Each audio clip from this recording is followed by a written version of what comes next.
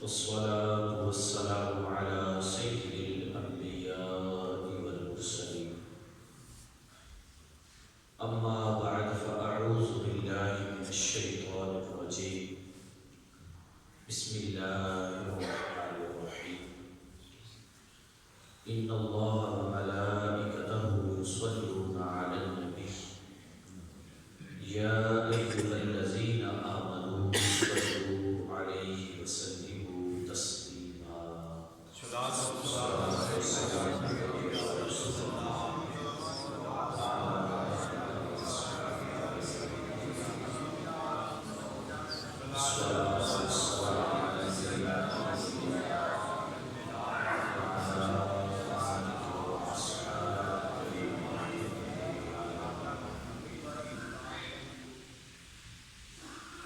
معزز و محترم سامعین کرام، آج ماہ رمضان کی 13 تاریخ ہے اور آج کی ہماری گفتگو کا موضوع ہے علم دین کے فضائل۔ جی ہاں، علم دین کے فضائل قرآن اور حدیث میں اس قدر بیان کیے گئے کہ شاید ہم سب مل کے بھی انہیں شمار کرنا چاہیں تو یہ مشکل کام ہوگا۔ کئی آیات بینات میں اللہ تبارک و تعالیٰ نے علم دین کی فضیلت کو بیان فرمایا۔ سورہ مجادلہ آیت نمبر 11 میں ارشاد ہوتا ہے یرفع اللہ الذین آمنوا منکم والذین اوتوا العلم درجات۔ فرمایا اللہ نے تم میں سے ایمان والوں کے درجوں کو بلند فرمایا اور ان میں سے اہل علم کے درجوں کو بلند فرمایا۔ مطلب یہ عام لوگوں میں سے ایمان والوں کے درجے بلند ہیں، اور ایمان والوں میں سے کن کے بلند ہیں؟ ان کے بلند ہیں جنہیں اللہ نے دین کا علم عطا فرمایا۔ سورہ زمر آیت نمبر 9 میں ارشاد ہے قُلْ هَلْ يَسْتَوِي الَّذِينَ يَعْلَمُونَ وَالَّذِينَ لَا يَعْلَمُونَ۔ حبیب پیارے فرما دیجئے کیا علم والے اور بے علم برابر ہو سکتے ہیں؟ ہم سے سوال ہو رہا ہے کہ کیا علم والے اور بے علم برابر ہو سکتے ہیں؟ ہر ذی شعور، ہر عقل والا بندہ یہ جانتا ہے کہ نہیں، علم والے اور بے علم برابر نہیں ہو سکتے۔ سورہ فاطر آیت نمبر 28 میں ارشاد ہے انما یخشی اللہ من عبادہ العلماء۔ فرمایا اللہ کے بندوں میں سے اللہ سے ڈرنے والے صرف وہ ہیں جنہیں اللہ نے علم عطا فرمایا۔ کیونکہ ظاہری بات ہے اللہ تعالیٰ کا خوف اس کے دل میں اتنا ہی زیادہ ہوگا جتنا اللہ اسے اپنا علم عطا فرمائے۔ جتنا علم زیادہ ہے وہ اتنا رب سے ڈرے گا بھی زیادہ، اتنا اس کے دل میں خوف بھی زیادہ ہوگا۔ تو فرمایا عام بندوں کی بنسبت علم والے رب سے زیادہ ڈرنے والے ہیں۔ پھر آپ اگر غور فرمائیں تو نبی رحمت صلی اللہ علیہ وآلہ وسلم کو اللہ تعالیٰ نے حکم دیا ہے کہ آپ مجھ سے یوں دعا مانگیں۔ بڑی مشہور دعا ہے، ہم بھی کئی بار مانگتے ہیں، کیا ربی زدنی علما۔ اس کے شروع میں یہ لفظ قل ہے جو حضور کو خطاب ہے، قل ربی زدنی علما۔ اے حبیب آپ یوں کہیے اے اللہ میرے علم میں اضافہ۔ مفسرین فرماتے ہیں قابل توجہ بات ہے، نعمتیں تو بے شمار ہیں جو اللہ نے اپنے بندوں کو دی ہیں، لیکن اپنے حبیب کو کسی بھی نعمت کی زیادتی مانگنے کا حکم نہیں دیا۔ حکم نہیں دیا کہ اے حبیب آپ مجھ سے اولاد مانگیں، اے حبیب آپ مجھ سے فلاں چیز مانگیں، یہ حکم نہیں دیا سوائے ایک شے، اور وہ ایک چیز کون سی ہے؟ علم ہے۔ اللہ نے حکم دیا ہے کہ اے حبیب آپ ہماری بارگاہ سے جب دعا کریں تو یوں دعا کریں کہ اے اللہ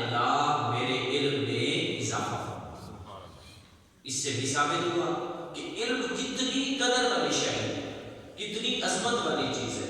ایک اور حدیث مبارکہ ساتھ ملاتا ہوں جس سے بات اور واضح ہو جائے گی۔ نبی کریم صلی اللہ علیہ وآلہ وسلم کی بارگاہ میں جناب سیدنا اسرائیل علیہ السلام آئے۔ ایک صحابی کے متعلق بتایا کہ اس کی زندگی کے چند گھنٹے باقی ہیں۔ آپ اپنے صحابی کو مطلع کر دیں کہ چند گھنٹوں کے بعد میں اس کی روح قبض کر دوں گا۔ اللہ اکبر۔ حضور نے اسے بتا دیا۔ اس نے نبی پاک علیہ السلام سے کہا یا رسول اللہ صلی اللہ علیہ وسلم مجھے بتائیں کہ اس تھوڑے سے وقت میں کون سی ایسی نیکی کروں جو سب سے افضل ہو، سب سے افضل نیکی ہو۔ اب میرا بھی آپ سے سوال ہے، توجہ کریں، آپ غور کریں کہ جس بندے کو کنفرم پتہ چل جائے کہ میں نے تھوڑی دیر بعد مر جانا ہے تو ظاہری بات ہے وہ کوشش کرے گا کہ اس وقت میں وہ نیکی کروں جس کا ثواب سب سے زیادہ ہو۔ اور ادھر سے وہ حضور سے پوچھ رہا ہے، رسول اللہ سے پوچھ رہا ہے، آقا آپ مجھے بتائیں ایسی نیکی کون سی ہے جس کا ثواب سب سے بڑا ہو؟ تو نبی کریم علیہ السلام نے ارشاد فرمایا مسجد میں چلے جاؤ، وہاں پر 2 حلقے لگے ہوں گے، ایک حلقے والے بیٹھ کر اللہ کا ذکر کر رہے ہوں گے، دوسرے حلقے والے بیٹھ کر قرآن اور حدیث سیکھ رہے ہوں گے، تو ان میں جا کر بیٹھ جا جو علم دین سیکھ رہے ہیں۔ اس حدیث سے معلوم ہوا کہ علم دین سیکھنے سے بڑی کوئی نیکی نہیں۔ اگر کوئی بڑی نیکی ہوتی تو نبی پاک علیہ السلام ضرور اپنے صحابی کو وہ نیکی بتاتے، کیونکہ اس کا آخری وقت ہے، کنفرم آخری وقت ہے، چند گھنٹے رہ گئے۔ ان چند گھنٹوں میں جو نبی پاک علیہ السلام اسے بتاتے ہیں تو معلوم ہوا علم دین سے بڑی کوئی نیکی نہیں۔ سب سے بڑی نیکی یہ ہے کہ بندہ دین کا علم حاصل کرے، دین سیکھے۔ جی ہاں، کتنی فضیلت ہے دین سیکھنے کی، پھر سنیں۔ حضرت سیدنا علی المرتضیٰ رضی اللہ تعالی عنہ کی بارگاہ میں چند لوگ آئے اور ان سب کا سوال ایک ہی ہے۔ سوال یہ ہے کہ علم افضل ہے یا مال؟ آپ انہیں جواب دیتے ہیں بھائی علم افضل ہے۔ ایک شخص نے کہا جی دلیل کیا ہے؟ آپ نے اس کو جواب دیتے ہوئے فرمایا مال کی تمہیں حفاظت کرنا پڑتی ہے جبکہ علم تیری حفاظت کرتا ہے نا۔ مال کی حفاظت بندے کو کرنی پڑتی ہے، مال کو تجوری میں رکھے گا، بینک میں رکھے گا، گارڈ کھڑے کرے گا، کچھ نہ کچھ کرے گا، لیکن علم بندے کی حفاظت کرتا ہے۔ پتہ ہے یہاں نہیں جانا تو وہ بچ جائے گا، تو علم بندے کی حفاظت کرتا ہے جبکہ مال کی حفاظت خود کرتا ہے۔ تو پتہ چلا علم افضل ہے۔ دوسرا شخص آیا اور اس نے پوچھا کہ علم افضل ہے کہ مال؟ آپ نے فرمایا علم۔ اس نے کہا جی دلیل؟ آپ نے فرمایا مال خرچ کرتے رہو گے کم پڑ جائے گا، علم جتنا خرچ کرو گے کم نہیں پڑے گا، بڑھتا ہی چلا جائے گا۔ علم بڑھتا ہی چلا جائے گا، علم نے کم نہیں ہونا۔ جی ہاں۔ تیسرا شخص آیا، اس نے آ کر پوچھا جی علم افضل ہے یا مال؟ آپ نے فرمایا علم۔ کہنے لگا جی دلیل؟ آپ نے فرمایا مال والے کو کوئی کنجوس کہتا ہے، کوئی بخیل کہتا ہے، کوئی کچھ کہتا ہے، یعنی برے ناموں سے ہی لوگ یاد کرتے ہیں۔ علم والے کو برے ناموں سے یاد نہیں کیا جاتا، علم والے کو جب بھی یاد کیا جاتا ہے اچھے ناموں سے یاد کیا جاتا ہے۔ پھر ایک شخص آیا، اس نے کہا جی علم افضل ہے کہ مال؟ آپ نے فرمایا علم۔ اس نے کہا جی دلیل؟ آپ نے فرمایا مال والا تو محکوم ہوگا لیکن علم والے کو ہی ہمیشہ آگے بڑھایا جاتا ہے۔ جی مال والا محکوم ہوگا، علم والے کو ہمیشہ آگے بڑھایا جاتا ہے۔ ایک اور شخص آیا، اس نے آ کر پوچھا جی علم افضل ہے کہ مال؟ آپ نے فرمایا علم۔ اس نے کہا جی دلیل؟ آپ نے فرمایا مال والے کتنے آئے، ان کے نام و نشان مٹ گئے، آج انہیں جاننے والا کوئی نہیں، لیکن علم والے جتنے بھی آئے دن بدن ان کا ذکر بڑھتا ہی چلا جاتا ہے۔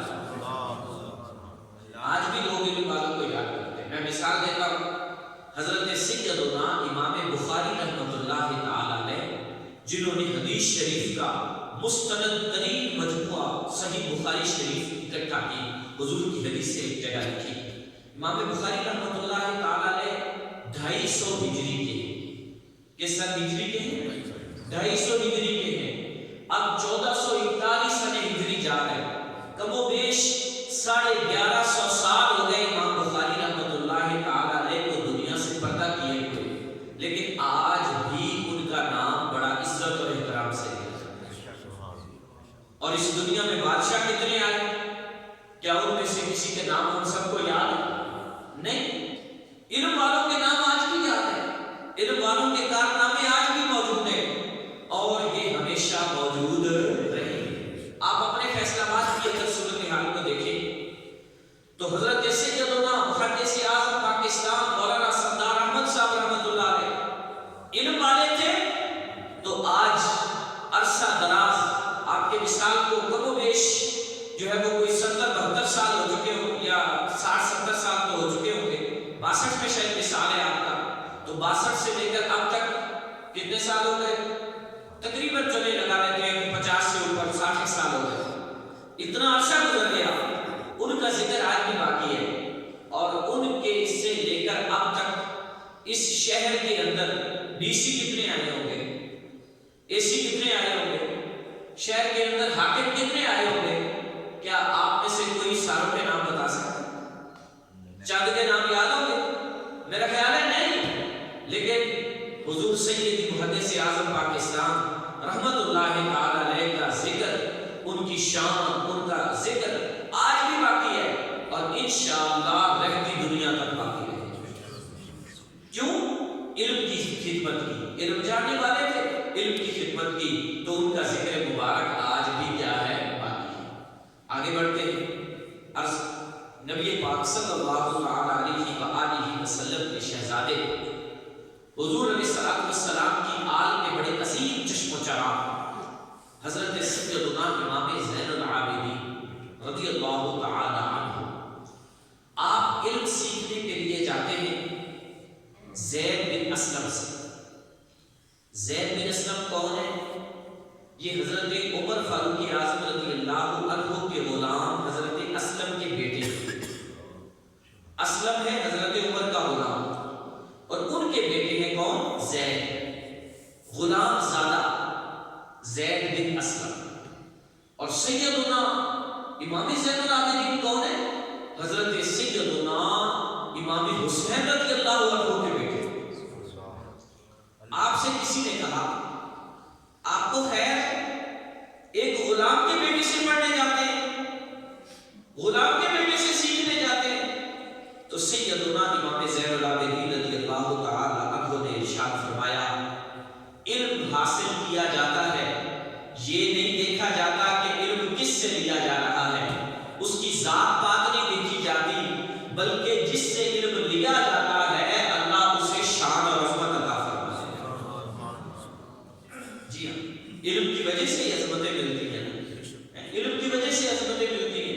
کتنے ہی ایسے غلام محدثین گزرے ہیں، اگر میں تاریخ نکالوں تو آپ حیران رہ جائیں گے، کتنے ایسے محدثین ہیں جو خود غلام تھے لیکن انہوں نے علم حدیث میں بڑا بڑا نام حاصل کیا۔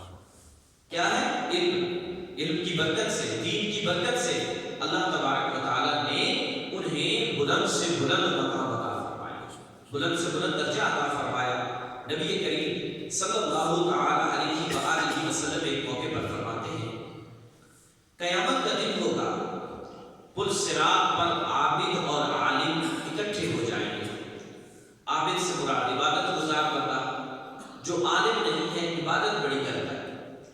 عابد سے کہا جائے گا کہ تم جنت میں چلے جاؤ، لیکن عالم جب جانے لگے گا تو ارشاد ہوگا تم بھی رک جاؤ، وہ رک جائے گا، سوچے گا مولا جس کو میں نے نماز روزے کا کہا تھا، وہ میری مان کر اس نے نماز روزہ پڑھنا شروع کیا تھا، وہ تو جنت میں چلا گیا اور میں ابھی کھڑا ہوں۔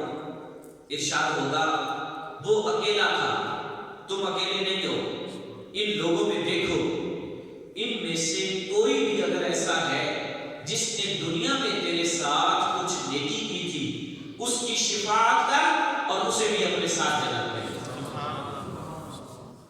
اس کی شفاعت کر اور اسے بھی اپنے ساتھ جنت میں لے جا۔ جی ہاں، عالم سے یہ فرمایا جائے گا۔ اور اللہ جسے دین کی سمجھ بوجھ عطا فرماتا ہے نا، تو یوں نہ سمجھے وہ بندہ کہ شاید میرے پاس تو کوئی دولت نہیں ہے، نہیں، جو دولت علم والے کو دی ہے وہ کسی کو نہیں عطا فرمائی۔ من یرد اللہ بہ خیرا یفقہہ فی الدین، اللہ جس کے ساتھ بھلائی کا ارادہ فرماتا ہے اسے دین کی سمجھ بوجھ عطا فرماتا ہے۔ اللہ جس کو پسند کرتا ہے نا اسے علم دین عطا فرماتا ہے، اسے دین کی سمجھ عطا فرماتا ہے۔ ایک حدیث مبارکہ میں ارشاد فرمایا گیا، امام غزالی رحمۃ اللہ علیہ سے نقل کرتے ہیں، آپ فرماتے ہیں عالم کی زیارت کرنا 70 سال کی عبادت سے افضل ہے۔ پھر فرمایا عالم کی مجلس میں حاضر ہونا 1000 رکعت ادا کرنے، 1000 مریضوں کی عیادت کرنے اور 1000 جنازوں میں شرکت کرنے سے افضل ہے۔ ایک حدیث میں فرمایا گیا اللہ کے فرشتے سب زمین و آسمان والے حتیٰ کہ دریاؤں میں مچھلیاں، بلوں میں چیونٹیاں عالم پر درود بھیجتے ہیں۔ یہاں درود بھیجنے سے مراد ہے بخشش کی دعا کرنا، بخشش کی دعا کرنا۔ یہ سب لوگ بخشش کی دعا کرتے ہیں اس کے لیے جسے اللہ نے دین کا علم عطا فرمایا ہے، دین کی سمجھ عطا فرمائی ہے، دین کا علم عطا فرمایا ہے۔ اب ہمیں غور کیا کرنا ہے؟ غور یہ کرنا ہے کہ جتنا مجھ سے ہو سکے ہم میں سے ہر کوئی یہ کوشش کرے کہ اپنی زندگی کے اندر میں کچھ نہ کچھ دین کا علم ضرور سیکھوں، جتنا ہو سکے اتنی کوشش کر کے سیکھنا چاہیے۔ جی ہاں، ہم نے چند دن قبل سنا تھا قرآن کریم کی فضیلت کے متعلق، تو میں نے عرض کیا تھا جسے ناظرہ نہیں پڑھنا آتا وہ کوشش کرے ناظرہ سیکھے، جسے ناظرہ آتا ہے وہ کوشش کرے ترجمہ اور تفسیر سیکھے، جو ترجمہ اور تفسیر بھی پڑھ گیا اب وہ کوشش کرے آگے بڑھے، احادیث سیکھے، فقہ کے احکام سیکھے۔ کتنے ہی ایسے احکام ہیں جو مسلمان ہونے کے ناطے ہم پر ضروری ہیں، جن کا سیکھنا فرض ہے، لیکن ہم نہیں سیکھتے۔ تو دین کا علم ضروری نہیں کہ عالم ایک ہی ہوتا ہے تو وہ ایک ہی رہے گا، نہیں، یہ دروازہ تو کھلا ہے، ہر ایک کے لیے کھلا ہے۔ سب کو کوشش کرنی چاہیے، جو بڑی عمر والا ہے وہ بھی کوشش کرے، جو چھوٹی عمر والا ہے وہ بھی کوشش کرے کہ جتنا ہو سکے میں آگے سے آگے بڑھوں، میں دین کا علم اور سے اور سیکھوں، کہ جتنا بھی سیکھتا چلا جاؤں گا انشاءاللہ اس سے فضیلت میں اضافہ ہی ہوتا جائے گا، سینہ وسیع ہوتا جائے گا، فضیلت میں اضافہ ہوتا جائے گا، اور اس دنیا میں بھی بہتری ہے، فضیلت ہے، اور آخرت میں بھی اللہ تبارک و تعالیٰ کے ہاں انہی لوگوں کے لیے فضیلت اور مقام ہے جنہیں اللہ نے علم دین عطا فرمایا، جنہیں دین کا علم عطا فرمایا ہے۔ جی ہاں، جناب سیدنا آدم علیہ السلام کو جو اللہ تعالیٰ نے فضیلت دی تھی، آپ اس مطالبے کو اگر غور کریں کہ جب شیطان نے کہا تھا کہ آپ نے اللہ تعالیٰ سے کہنے لگا کہ آپ نے آدم کو بنا دیا، آدم سے میں بہتر ہوں، آدم مٹی سے بنا ہے اور میں تو بنا ہوں آگ سے، تو اللہ تبارک و تعالیٰ نے ارشاد فرمایا اے بدبخت، تو نے تکبر کیا، میرا حکم نہیں مانا، تو نکل جائے یہاں سے۔ اور آدم علیہ السلام کو فضیلت بخشی کہ فرشتوں کو حکم دیا کہ تم آدم کو سجدہ کرو، فرشتوں نے سجدہ کیا۔ قرآن پڑھ کے دیکھیں وجہ کیا تھی؟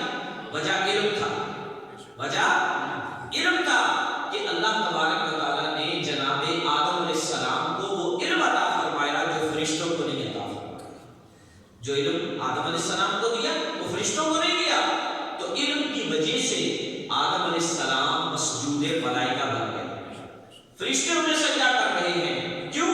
آدم علیہ السلام کو اللہ نے علم عطا فرمایا ہے۔ تو علم کی بڑی قدر ہے، بالخصوص جہاں بھی علم کی فضیلت قرآن و حدیث میں آئے۔ ویسے تو باقی علوم حاصل کرنا بھی اپنی جگہ پر ہے، لیکن جب قرآن و حدیث میں علم کی بات آئے تو اس سے مراد ہوتا ہے دین کا علم، قرآن کا علم، حدیث کا علم، فقہ کا علم، دین کا علم حاصل کرنا، اور یہی حقیقت میں علم ہے۔ اسی کے لیے ہم سب کو کوشش اور کاوش کرتے رہنا چاہیے۔ اللہ تبارک و تعالیٰ